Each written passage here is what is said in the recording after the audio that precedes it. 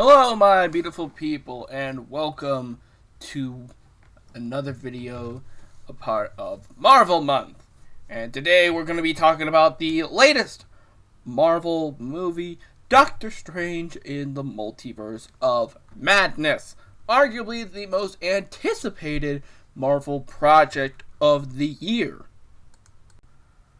This movie was arguably the most anticipated MCU project of the year, so I'm here to see if this lived up to the hype, because there were a lot of rumors and theories surrounding this film, a lot like Spider-Man No Way Home or WandaVision and even Hawkeye. So basically the film is about Doctor Strange protecting this kid named America Chavez, who has the ability to travel through the multiverse. She's being chased by all these big bads, and so, oh shit, I just unplugged my light. She's being chased by all these big monsters, and so Strange ends up looking over to Wanda Maximoff for some help. Like, hey man, we got this child, she can travel the multiverse. I kind of need your help in protecting her. And here's the thing, Wanda is still a little fucked up after the events of WandaVision. If you remember, at the end of WandaVision, she got a hold of the Darkhold and started studying it. Apparently she was looking into alternate universes and seeing that in literally every single one of them, she is happy with her kids.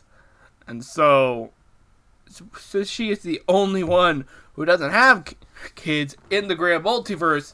She is like, I'm gonna have to kill myself in another reality. And since America Chavez can actually travel the multiverse, she's like, I'm going to steal this kid's power. Doctor Strange is like, look, Wanda, I can't let you do that for an incredibly selfish reason. You're just wanting to see your kids who aren't even friggin' real, dude. And then Wanda is like, I will fucking kill you, Strange. Don't test me. Now, at this point of the video, there will be spoilers for the movie. So, I would advise you to stop watching the video right now. Right now, just stop watching it if you have not seen the movie yet. So, pause the video right now, go watch the movie, and then come back. Still leave a like, though. Still leave a like, and comment, and all that other stuff. Alright? You good? Is everybody out now? I'll give you 2 hours to watch the movie.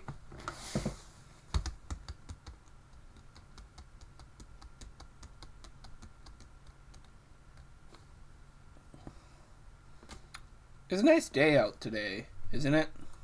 Alright, so you're back. Alright, let's get back to talking about the movie.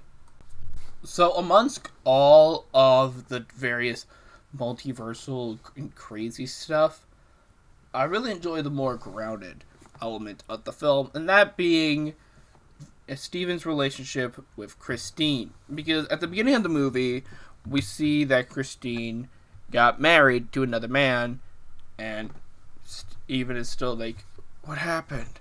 I can make things work. But still at the wedding, he says that he's happy for her.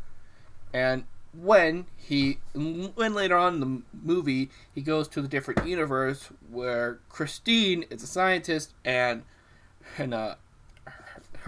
Steven, is dead, he still tries to see what they were like in this universe, and by the end of the movie he realizes that, okay, me and Christine aren't going to happen. We were happy in some other universes, don't get me wrong, I can see that, but for me, this Doctor Strange and this Christine, we're gonna be happy separated. Now compare that to freaking Wanda. Oh, we'll get to Wanda later. Probably the biggest character that this movie introduces would have to be America Chavez.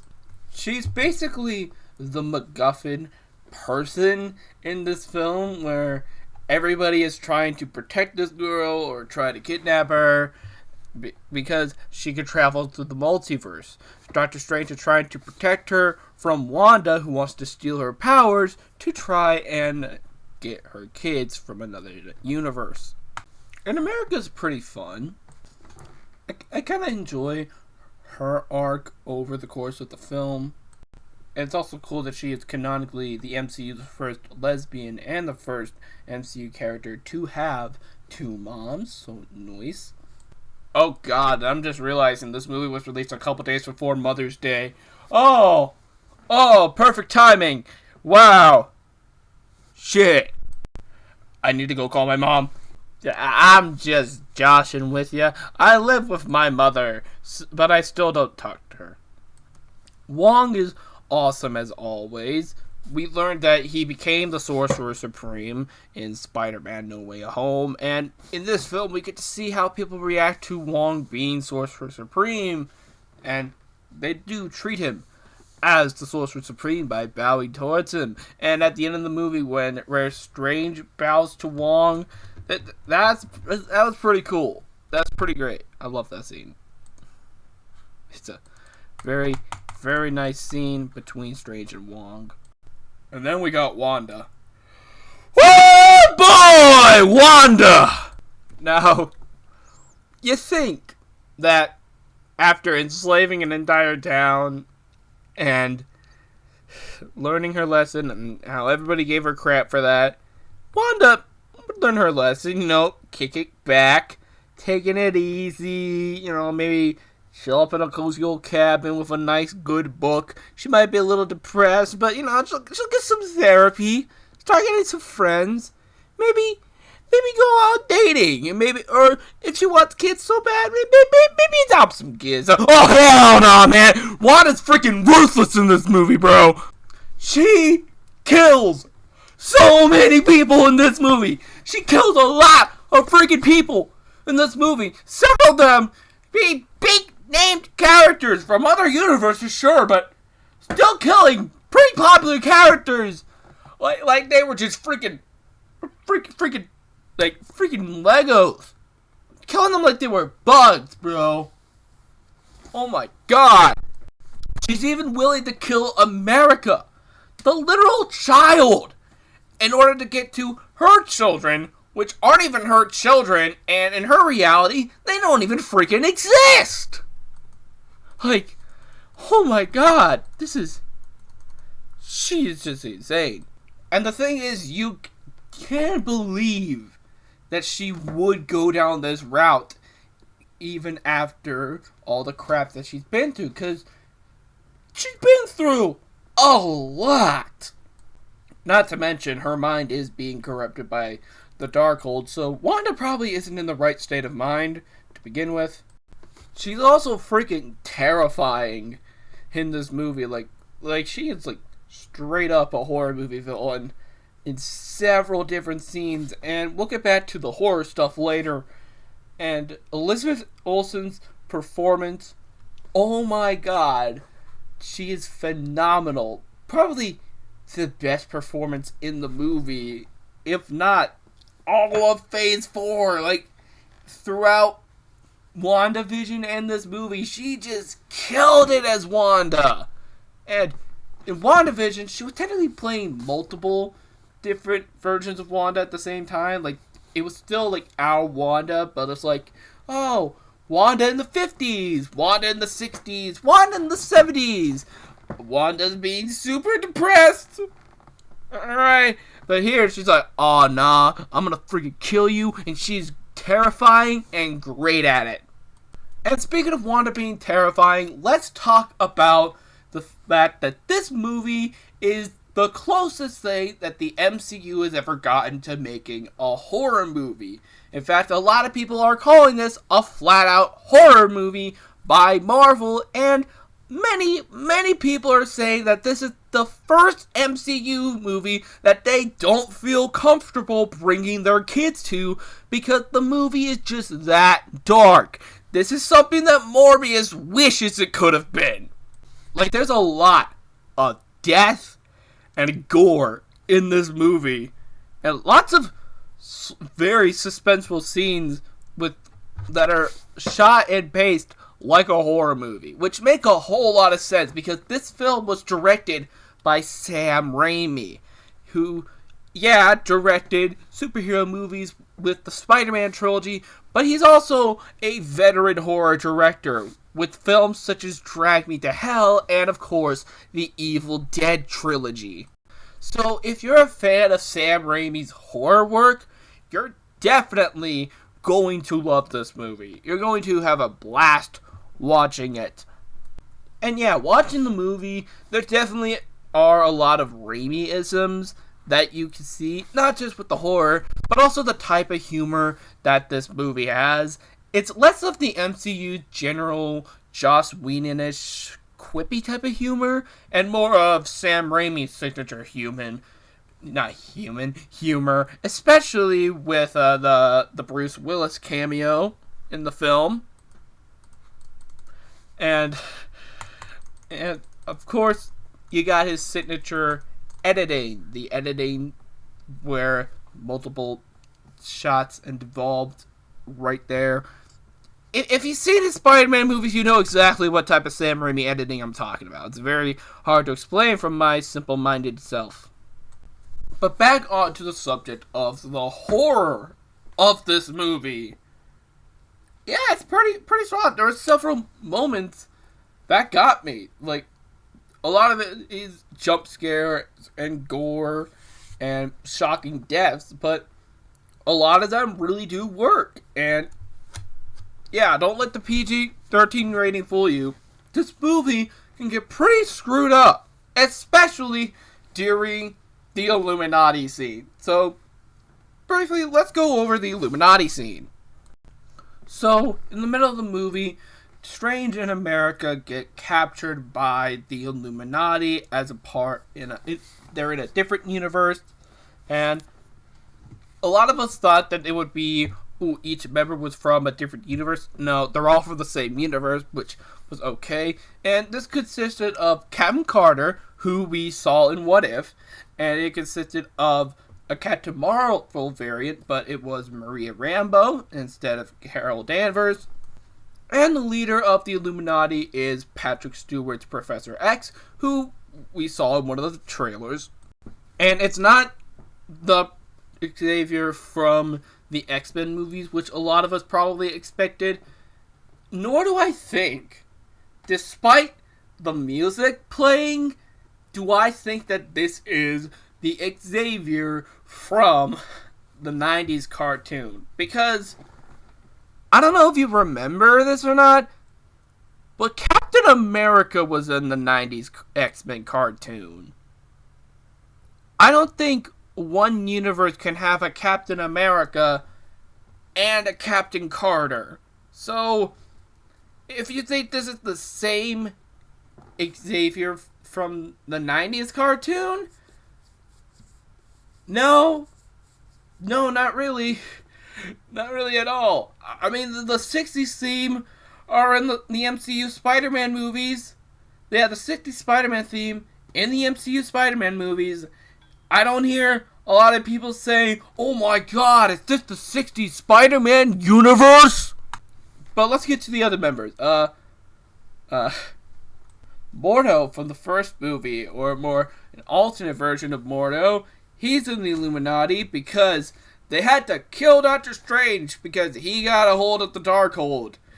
So, Mordo is now the Sorcerer Supreme, and the big two cameos that weren't revealed in any trailers show up. The first one being Black Bolt from the Inhumans, played by the exact same actor who played him in the Inhumans TV show. I thought we would never see any Inhumans in the MCU ever after the failure that was the Inhumans series, but here he is, the same actor playing Black Bolt again. Granted, it's an alternate universe Black Bolt as opposed to, say, Daredevil or Kingpin, where, as far as we know, these are the same versions of those characters played by the same actors. But hey, it's pretty cool that the MCU is acknowledging the existence of Inhumans along with the mutants, as we previously established with Charles Xavier, and it confirms that another big Marvel superhero group is part of the MCU via the multiverse, via everybody's favorite fan casting coming true at last. Reed Richards, played by John Krasinski. Alright, let me put this into perspective. When I saw Spider-Man No Way Home, my theater was pretty quiet when Daredevil showed up.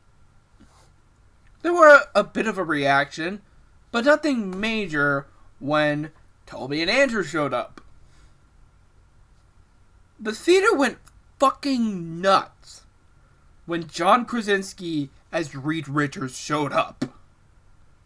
People really, really wanted him to play Reed Richards. And then Wanda comes in, who is able to possess the body of that universe's version of herself. She breaks into the Illuminati headquarters, kills a bunch of the Ultron bots that they just have, and fucking kills everyone. Now, Reed Richards is standing there, supposed to be the smartest man alive, being like, Wanda, don't do anything. Black Bolt could kill you with just one word out of his mouth. Freaking lunatic. And Wanda's just like, what mouth? And Black Bolt just doesn't have a mouth anymore. And then his brain blows up. What? Bro! That is just freaking insane. And then Reed Richards goes after him. Reed Richards goes after Wanda, and Wanda just turns him into freaking spaghetti. Like, you're just like, I'm just sitting there like, okay, so we've seen these types of deaths in Infinity War. Yeah, Thanos did this to Drax and to Mantis, but you know, he put them back together once he left. Like, is Wanda gonna just say, no, they're fucking dead. Wanda just killed those guys. Wanda killed Black Bolt and Mr. Fantastic. They're freaking dead. And then, she then kills Captain Carter by slicing her, chopping her torso off with her own shield. And then Captain Marvel gets the lamest death out of all of them, just getting crushed by a bunch of rocks, which was lame. And then Charles Xavier goes into her mind and tries to save the real Wanda, or the Wanda whose body is being possessed, out of the mind. But then Wanda snaps his neck. So, yeah. What is it with see Patrick Stewart as Professor X die? Like, what is it, like the third, fourth time this has happened? Do you have something to tell us, Charles? Do you have something to say? Do you want... Every version of Charles is just wants to die.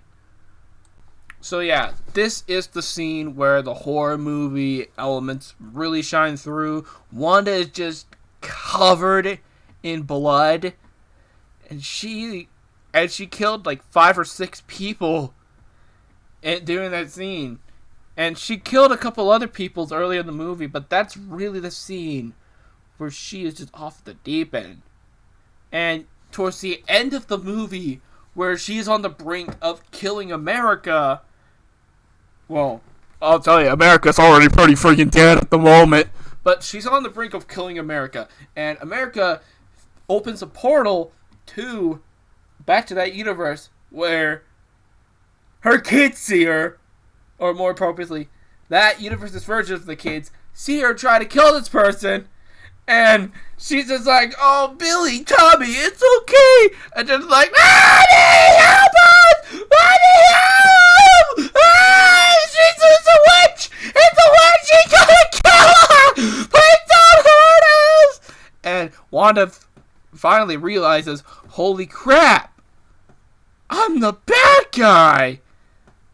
You'd think she'd figure that out back during WandaVision, but hey, the Darkhold or whatever. So Wanda decides to make things right by killing herself. Because I don't know if she can be redeemed after that. But I don't think that she is dead. For one, it's kind of lame that the Scarlet Witch would die just by having a couple rocks fall on her. And two, this is movie law. If you don't see the body, they're not dead. Alright? We didn't see Kingpin's body at the end of Hawkeye, and we didn't see Wanda's body at the end of this movie. So those two characters, they're still alive, and they're gonna be in future movies and shows. Just wait and see. Wanda might even show up in Agatha House of Harkness. Although Elizabeth Olsen said that she might not be showing up in that show, but she said she might, to her knowledge. So, overall, throughout this course of this video, I have been talking about the many pros of this movie. Now let's get into some of the cons that I have. One is not really a fault of the movie itself, but it's more of a fault with the marketing.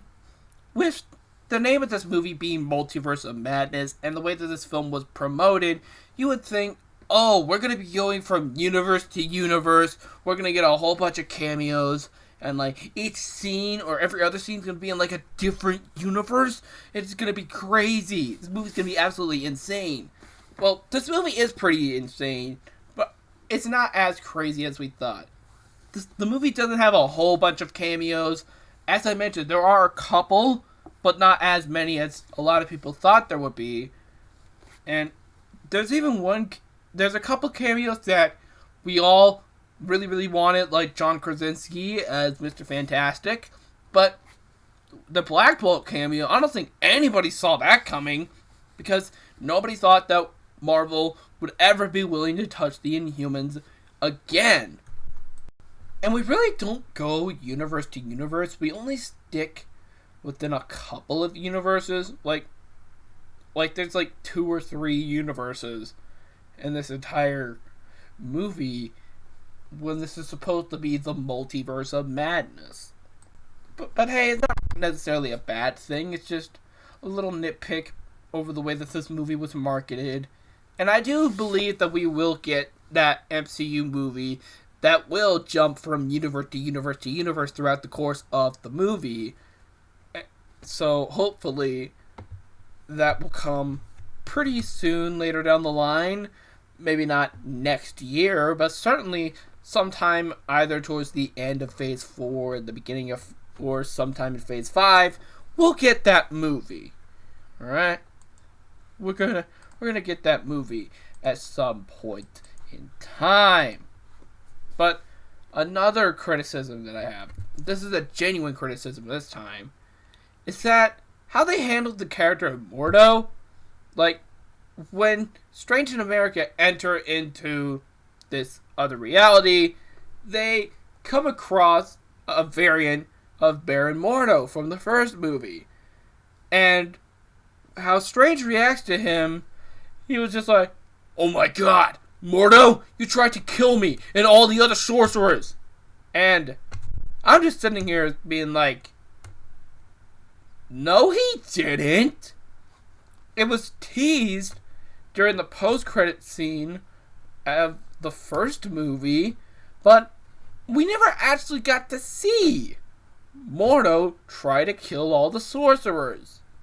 So apparently there was this Doctor Strange 1.5 that happened off screen, which sounded like it would be very awesome to see, but we're never gonna see that apparently, because, well, this movie said that it doesn't exist. This movie, it happened off screen. It would have been very cool to see, but yeah. So what was the point of that post-credit scene, though? they weren't going to make that movie? Was that the original plot of this movie? And Sam Raimi was just like, nah, man, we gotta make it about the multiverse. We gotta make this about the multiverse because we put multiversal hints in WandaVision. And Doctor Strange is gonna be in No Way Home. So, we gotta make this about the multiverse. Like, I don't know.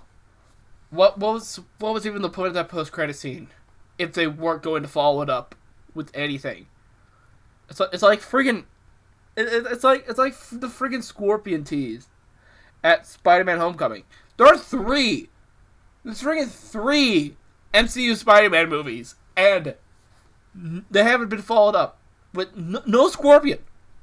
No Scorpion with Spider-Man. Hopefully in the new trilogy, they're finally gonna bring in Scorpion. But no.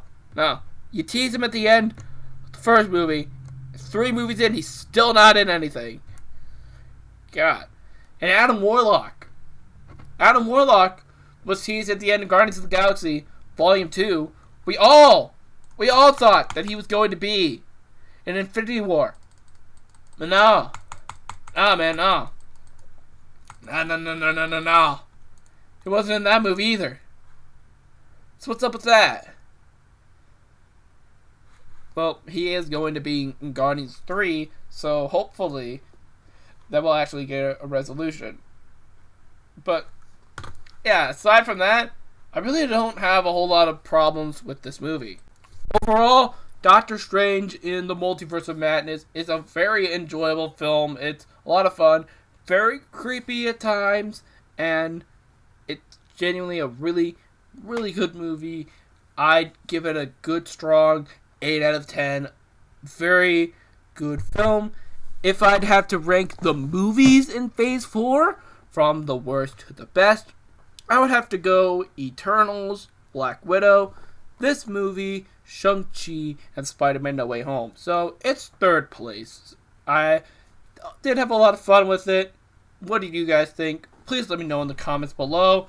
And also be sure to like, comment, and subscribe, and ring the bell to be notified on when future videos are uploaded. I did a lot of screaming in this video, so my voice is almost gone, which kind of sucks. I don't know why I did that, because I have to film Animal Logic later today.